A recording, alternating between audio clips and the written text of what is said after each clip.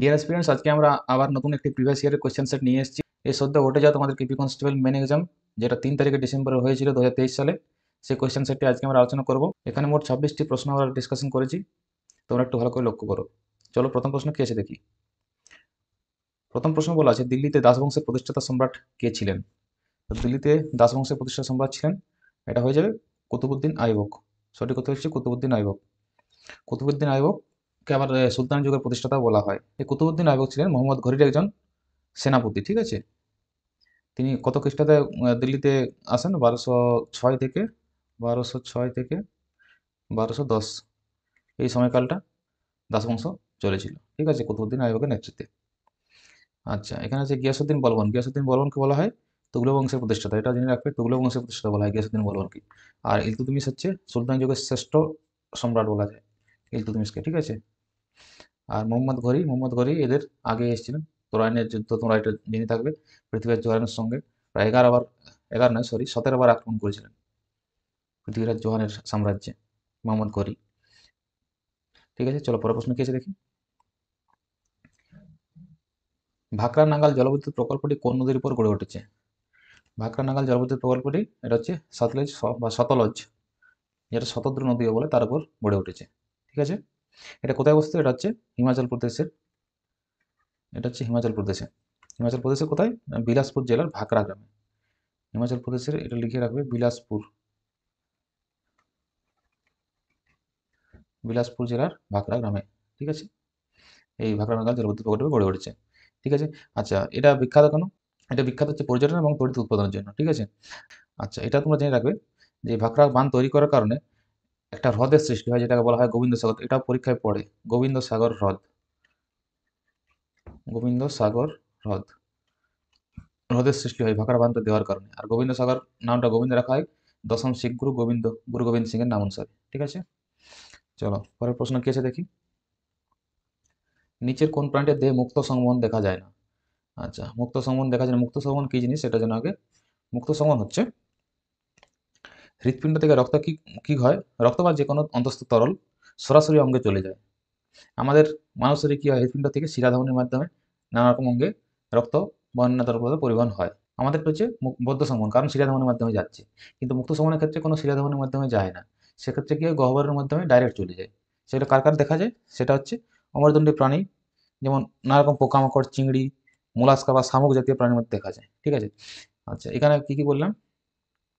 সমস্ত রকম অমেরুদণ্ডী প্রাণীর মধ্যে মুক্ত সংবহন দেখা যায়। এখানে লক্ষ্য করে সবগুলোই অমেরুদণ্ডী প্রাণী, ঠিক আছে। কিন্তু অমেরুদণ্ডী হলেও কেঁচোর মধ্যে মুক্ত সংবহন দেখা যায় না, ঠিক আছে। কেঁচোর মধ্যে কি দেখা যায়? বদ্ধ সংবহন দেখা যায়। সঠিক উত্তর হবে কেঁচো। এছাড়া কেঁচো ছাড়াও আরও কিছু আছে অমেরুদণ্ডী প্রাণী, সেটা হচ্ছে স্কুইড, অক্টোপাস, এটা লিখে রাখবে, এটা পরীক্ষায় আসতে পারে। কেঁচো ছাড়াও স্কুইড আছে, অক্টোপাস,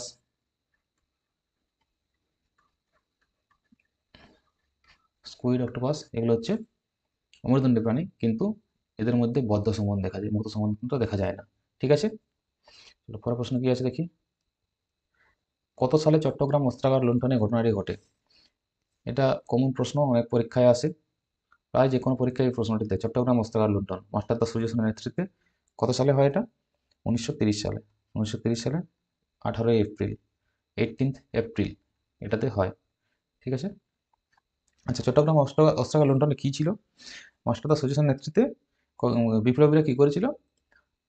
চট্টগ্রামে যে পুলিশের যে অস্ত্রাগার ছিল সেখানে আক্রমণ করেছিল। 65 জন বিপ্লবী আক্রমণ করেছিল এবং সমস্ত অস্ত্রশস্ত্র লুট করেছিল এবং রেল এবং বেতার যোগাযোগ বন্ধ করে দিয়েছিল, ঠিক আছে।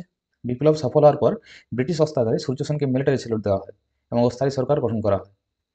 ইন্ডিয়ান রিপাবলিকান আর্মির চট্টগ্রামের শাখার 65 জন বিপ্লবী এই চট্টগ্রাম অস্ত্রাগার লুণ্ঠনের সঙ্গে যুক্ত ছিলেন, যার কারণে পরবর্তীকালে 1934 সালে 12 জানুয়ারি মাস্টারদা সূর্য সেনকে ফাঁসি দেওয়া হয়। এটা একটা কমন প্রশ্ন, মাস্টারদা সূর্য সেনকে কত সালে ফাঁসি দেওয়া হয়, এটা পড়তে পারে, ঠিক আছে। সেটা কত সালে? 1934 সালে 12 জানুয়ারি ফাঁসি দেওয়া হয় মাস্টারদা সূর্য সেনকে, ঠিক আছে। আচ্ছা, পরের প্রশ্ন কি আছে দেখি। রড কোষ ও কোন কোষ মানবদেহের কোন অংশে উপস্থিত থাকে? রড কোষ ও কোন কোষ কোথায় থাকে?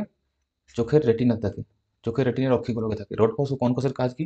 রড কোষ আর কোন কোষ আছে বলেই আমরা আলোর অনুভূতিটা নিতে পাচ্ছি, ঠিক আছে। এই কোন কোষ রড কোষের জন্য চোখ আলোটা অনুভব করতে পারছে।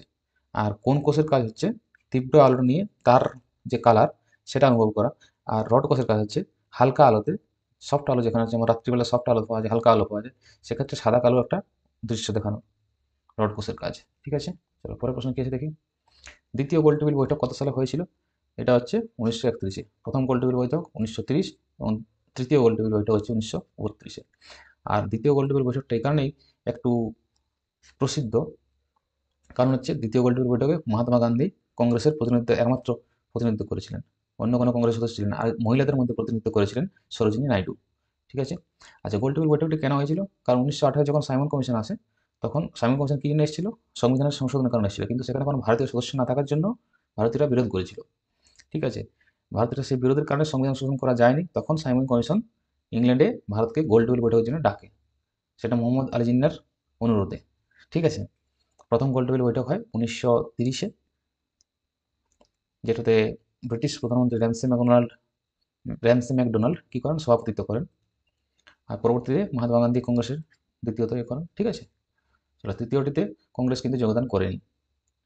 ঠিক আছে, তৃতীয়তে কংগ্রেস যোগদান করেনি, ফলে গোলটেবিল বৈঠকগুলো ভেস্তে যায়। ঠিক আছে, পরেরটি কেছে দেখি চলো। ব্রাজিলের রাজধানী কোনটি?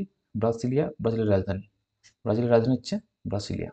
ঠিক আছে, পরেরটি কেছে দেখি। নর্মদা নদীর উৎসস্থল কোনটি? নর্মদা নদীর উৎসস্থল হচ্ছে, এটা মধ্যপ্রদেশের অমরকন্টক মালভূমি নর্মদা নদীর উৎসস্থল। পরের প্রশ্ন হচ্ছে, কুষাণ সম্রাট কনিষ্কের রাজধানী কোথায় অবস্থিত ছিল? এটা হচ্ছে কনিষ্কের রাজধানী ছিল পুরুষপুরে। আচ্ছা, কনিষ্কের সাম্রাজ্যের শাসনকালটা ছিল 127 থেকে, এটা একটু মনে রাখতে পারো তোমরা, 127 থেকে 150 খ্রিস্টাব্দ পর্যন্ত। ঠিক আছে, আর এখানে তোমাদের মনে রাখার আছে একটা, এই কনিষ্কের রাজধানী পুরুষপুর ছাড়াও ছিল কপিসাতে, যেটা আফগানিস্তানে অবস্থিত, কপিসাতেও ছিল, আর মথুরাতে, যেটা এখন ভারতে অবস্থিত। আচ্ছা, কনিষ্কের রাজধানী ছিল পুরুষপুর, যেটা বর্তমানে নাম হচ্ছে পেশোয়ার, পাকিস্তানের যেটা পেশোয়ার সেটাই ছিল পুরুষপুর। ঠিক আছে, চলো পরের প্রশ্ন কি আছে দেখি। কোনো বস্তুর মধ্যে যে পরিমাণ জড় পদার্থ আছে তাকে ওই বস্তুর কি বলা হয়? কোনো বস্তুর মধ্যে যে পরিমাণ জড় পদার্থ, যেটা আমি আগের ভিডিওতে বলেছিলাম, তাকে কি বলা হয়? ভর বলা হয়। ঠিক আছে, ঘনত্ব কাকে বলা হয়?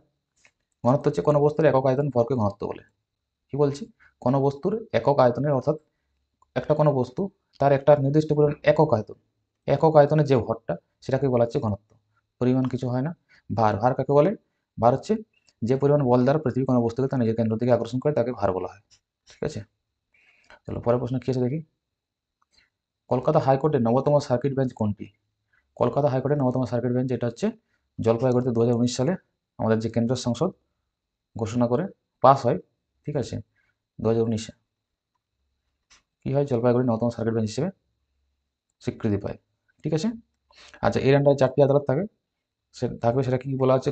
কোচবিহার, জলপাইগুড়ি, কালিম্পং এবং দার্জিলিং, এই 4টি আদালত এই 9তম সার্কিট বেঞ্চের, অর্থাৎ জলপাইগুড়ি সার্কিট বেঞ্চের অধীনে থাকবে। ঠিক আছে, কলকাতা হাইকোর্টের আন্ডারে এগুলো কিছু নেই, কলকাতা হাইকোর্ট কোর্ট বিলারও কলকাতা হাইকোর্টের আন্ডারে আছে। ঠিক আছে, পাটনা নেই, আলিপুরদার তো এটার মধ্যে পড়ে যাচ্ছে। পরটি কেসে দেখি চলো। ভারতীয় জাতীয় কংগ্রেসের প্রথম অধিবেশনে কে সভাপতিত্ব করেছিলেন? এটা কমন প্রশ্ন, প্রতিটা পরীক্ষায় প্রায় আসে। এটা উত্তর হয়ে যাবে উমেশচন্দ্র ব্যানার্জি বা বন্দ্যোপাধ্যায়। পরের প্রশ্ন কি আছে দেখি। পেনিসিলিনের আবিষ্কর্তা কে? পেনিসিলিনের আবিষ্কর্তা হচ্ছে আলেকজান্ডার ফ্লেমিং। ঠিক আছে, আচ্ছা পেনিসিলিনটা কি প্রথম, এখন তো অনেক অ্যান্টিবায়োটিক হয়ে গেছে, কিন্তু সবার প্রথম অ্যান্টিবায়োটিক ছিল এই পেনিসিলিন। আগে পেনিসিলিন, অ্যান্টিবায়োটিকের অভাবে অনেক মানুষ মারা যেত, তখন এই কারণে পেনিসিলিনের গুরুত্বটা খুবই ছিল, এই কারণে পেনিসিলিনটা বারবার ধরে পরীক্ষায় আসে। ঠিক আছে, প্রথম অ্যান্টিবায়োটিক হচ্ছে পেনিসিলিন। এটা কত সালে হয়? এটা হচ্ছে 1929 সালে, সালটা পড়তে পারে। ঠিক আছে, 1929 সালে লিখে রাখি। পরের প্রশ্ন কি আছে। নাগনন্দা, রত্নাবলী, প্রিয়দর্শিকা প্রভৃতি গ্রন্থ কোন সম্রাট রচনা করেন? এই তিনটে হচ্ছে নাটক, তিনটে নাটক, সংস্কৃতে লেখা নাটক, রচনা করেন হর্ষবর্ধন। কে রচনা করেন? হর্ষবর্ধন। ঠিক আছে, আচ্ছা এখান থেকে হর্ষবর্ধন থেকে পড়ে একটা, হর্ষবর্ধনের রাজধানী কি ছিল? হর্ষবর্ধনের রাজধানী হচ্ছে কনৌজ। হর্ষবর্ধনের রাজধানী কনৌজ। আর একটা পড়ে, হর্ষবর্ধনের সভাকবি কে ছিল? হর্ষবর্ধন সভাকবি কে ছিল? বাণভট্ট। আরেকটা প্রশ্ন পড়ে, হর্ষচরিতের রচয়িতা কে? হর্ষচরিতের রচয়িতা হচ্ছে বাণভট্ট। এটা প্রশ্ন পড়ে। ঠিক আছে, চলো পরের প্রশ্ন কি আছে। আচ্ছা এটা আমি জিকের পার্টে নিয়ে নিয়েছি। ডারউইনের অভিব্যক্তিবাদ, অর্থ ইভলিউশন থিওরি, ডারউইন।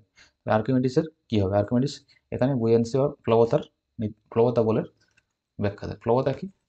প্লবতা হচ্ছে কোনো বস্তুকে তরলে ডোবালে বস্তুর উপর যে ঊর্ধ্বমুখী বলটা প্রয়োগ করে, ওই তরলটা বস্তুর উপর যে ঊর্ধ্বমুখী বল প্রয়োগ করে সেই বলকে বলা হয় প্লবতা বল। ঠিক আছে, পরেরটা কি আছে, নিচের কোন আকরিকে লোহার পরিমাণ সর্বাধিক থাকে? এগুলো সব লোহার আকরিক, অর্থাৎ এগুলোর থেকে লোহা উৎপন্ন হয়।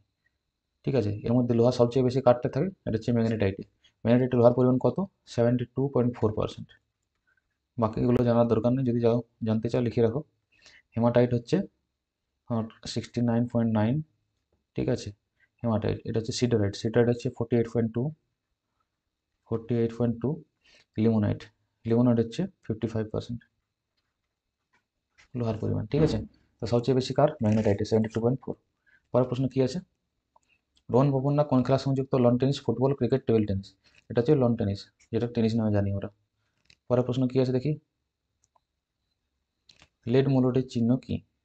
লেড, এলটা কিছু নয়, এল দৈর্ঘ্য হতে পারে, এল অ্যালুমিনিয়াম, এল ডি বলে কিছু নেই, পিবি হচ্ছে লেড। ঠিক আছে, পরেরটি কি আছে দেখি, নিচের কোনটি কার্বন ডাইঅক্সাইডের ধর্ম নয়? আচ্ছা, কার্বন ডাইঅক্সাইডের ধর্ম হচ্ছে কার্বন ডাইঅক্সাইড বর্ণহীন হয়, গন্ধহীন হয় এবং সামান্য অম্ল স্বাদযুক্ত হয়। এখানে দেখো এতে বলা আছে স্বাদহীন, এটা নয়। জলে দ্রাব্য, ঠিক আছে। কার্বন ডাইঅক্সাইড গন্ধহীন, বর্ণহীন, এটাও ঠিক আছে, এবং কার্বন ডাইঅক্সাইড জলে দ্রাব্য। আরেকটা ধর্ম হচ্ছে কার্বন ডাইঅক্সাইড বাতাস চাইতে কিন্তু ভারী। কতটা ভারী? 1.5 গুণ ভারী। বাতাসের চাইতে কিন্তু 1.5 গুণ ভারী, এই কারণে কার্বন ডাইঅক্সাইড সবসময় উপরে উঠে যায়। ঘরে যে ভেন্টিলেটর দেওয়া থাকে সেখান থেকে কার্বন ডাইঅক্সাইড বার হয়ে যায় 1.5 গুণ ভারীর কারণে। ঠিক আছে, চলো পরের প্রশ্ন কি আছে দেখি, সম্প্রতি অনুষ্ঠিত এশিয়া কাপ 2023 ফাইনাল হচ্ছে কোন খেলার ম্যাচ? আচ্ছা, এটা তখন এশিয়া কাপ হয়েছিল, সেটা সেখানে দিয়েছে, এটা ম্যান অফ দ্য ম্যাচ হয়েছিলেন মোহাম্মদ সিরাজ। তোমাদের এখান থেকে ওয়ার্ল্ড কাপ যে 2023-এ হলো, ওয়ার্ল্ড কাপ থেকে তোমাদের অনেক প্রশ্ন আসে। ওয়ার্ল্ড কাপটা ভালো করে ফলো করবে, আমি দেখি একটা ভিডিও যদি আনতে পারি দিয়ে দেবো একটা বানিয়ে। ঠিক আছে, এখান থেকে অনেকগুলো প্রশ্ন আসবে। পরের প্রশ্ন হচ্ছে 2023 সাব গেমস ফুটবলে কোন দেশ চ্যাম্পিয়ন হয়েছিল? এটা চ্যাম্পিয়ন হয়েছিল ভারত। কার সাথে? কুয়েত খেলেছিল ফাইনালে। কার সাথে ফাইনাল খেলেছে? কুয়েতের সাথে। ম্যাচটা 1-1 ড্র হয়ে গিয়েছিল, তারপর পেনাল্টিতে ভারত জয়লাভ করে। ঠিক আছে, চলো পরের প্রশ্ন কি আছে, নিচের কোনটি কম্পিউটার সাপেক্ষে একটি ইনপুট ডিভাইস নয়?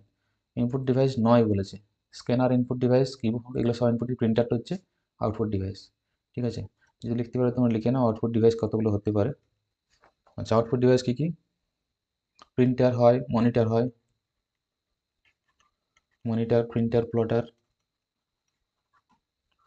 আচ্ছা, হেডফোনটা আউটপুট ডিভাইস, স্পিকার, প্রজেক্টর, এগুলো সব হচ্ছে আউটপুট ডিভাইস। স্পিকার, প্রজেক্টর, এগুলো হচ্ছে আউটপুট ডিভাইস। ঠিক আছে, তাহলে পরের প্রশ্ন কি আছে দেখি, সাঁড়াশি কোন শ্রেণীর লিভারের উদাহরণ? সাঁড়াশি হচ্ছে প্রথম শ্রেণীর লিভার। প্রথম শ্রেণীর লিভারে কি হয়? প্রথম শ্রেণীর লিভারে মাঝে থাকে আলম্ব বিন্দু, মাঝে আলম্ব থাকে, এক সাইডে থাকে ওয়াইট আর এক সাইডে থাকে বল। ঠিক আছে, এক সাইডে বল থাকে, কি হয়? মাঝে আলম্ব বিন্দু থাকে। সাঁড়াশির ক্ষেত্রে কি হয়? সাঁড়াশির ক্ষেত্রে দেখবে মাঝে আলম্ব থাকে, এক সাইডে ধরা হয় কোনো একটা জিনিস, এক সাইডে আমরা হাত দিয়ে ধরি। ঠিক আছে, এটা হচ্ছে প্রথম শ্রেণীর লিভার। প্রথম শ্রেণীর লিভার যান্ত্রিক সুবিধা এক হতে পারে, একের বেশি হতে পারে, একের কমও হতে পারে। ঠিক আছে, তারপরে প্রশ্ন কি আছে, লেবুতে কোন অ্যাসিড উপস্থিত থাকে? এটি হচ্ছে সাইট্রিক অ্যাসিড উপস্থিত থাকে লেবুতে। পরের প্রশ্ন কি আছে, কোন বড় লর্ড সত্যবিলোপ নীতি প্রণয়ন করেন? সত্যবিলোপ নীতি প্রণয়ন করেন লর্ড ডালহৌসি। আচ্ছা, লর্ড ওয়েলেসলি কি করেন? লর্ড ওয়েলেসলি হচ্ছে তোমাদের অধীনতামূলক মূত্র, যেটা পরীক্ষায় পড়ে, লিখে রাখো।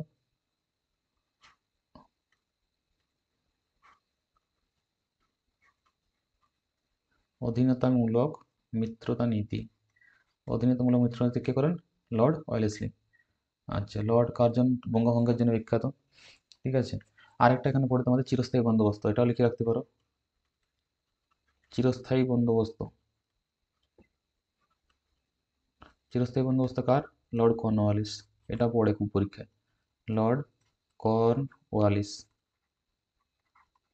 ঠিক আছে, চলো পরের প্রশ্ন কি আছে দেখি, সম্প্রতি সৌর অভিযানে ভারত সূর্যের তথ্য সংগ্রহে কোন মহাকাশযানটি পাঠিয়েছে?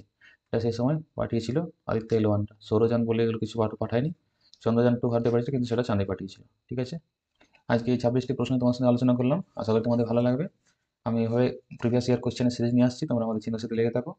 ধন্যবাদ।